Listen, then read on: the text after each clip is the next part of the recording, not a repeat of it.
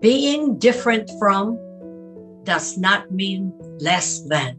These people think that they can do this to us. We start to see like there's violence being perpetrated against our people. It's killing our people. These are hardworking people who've been targeted with no reason, except for the fact that, what they look like. It's the month of March. My team and I originally planned to do was to celebrate the successes and strides of women, particularly Filipina women. But March 16th happened, and this started a conversation, not just for us, but for everyone. And we are here now wanting to pivot, wanting to adjust our conversations, not just celebrating our achievements, but also with the knowledge and with a discussion on what more can we do.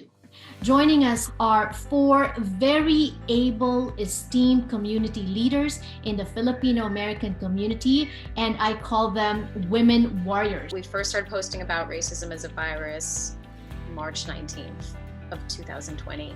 The rage that comes with that for me, like my anger has been a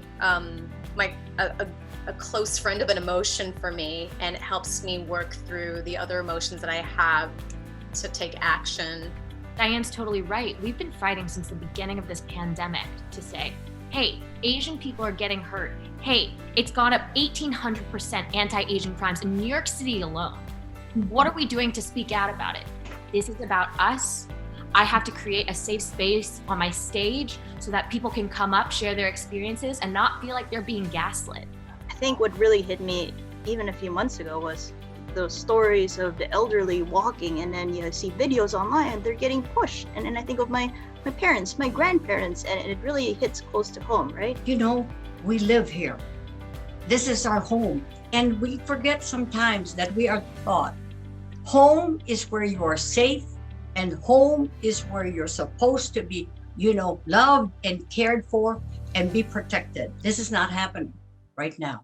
But I think with what's happened recently, it's really inspired me to think about, what we can do. And for me as an elected government official, what I can do in my community to make sure that, we change it for our children, because I don't want them to have to face the same issues. What can we do now in order to move forward and not have our children have to deal with this? We really need to teach our children to speak up.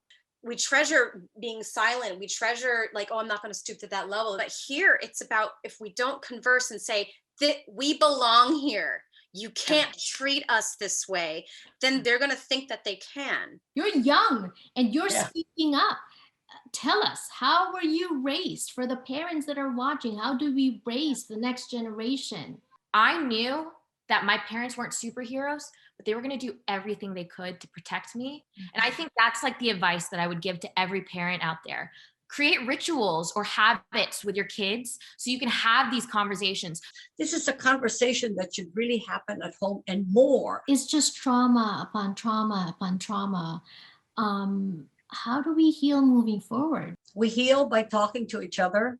We heal by making our differences work for us. I think at the end of the day, when we're able to accept the reality that it's happening to us, name it, and then bring light to it, you educate people. You feeling empowered is the most important thing right now, because we have been silenced, erased, shamed for way too long at this point. Yeah. If there's one thing that you want people to remember from this conversation, what would it be? Guys, there's a tsunami out there. So if you don't speak up, if you don't step up, and if you don't tell your story, we'll always be in that tsunami. There's a war in our community. We have to be active, but it's all about using our talents as they come in, and also being kind to yourself. If something is bad, you just can't say that it's the way the things are, and you just have to accept it. I think we can all make a difference, and now is a really good opportunity. I think this could be like a pivotal turning point, and we should really grab this opportunity. So when you have that feeling that says something's not right, it is real, and you should honor it as such. Please keep the conversation going. In our social media, on our posts, within our families, with our children, we just have to keep the conversation going. So thank you so much for showing up tonight.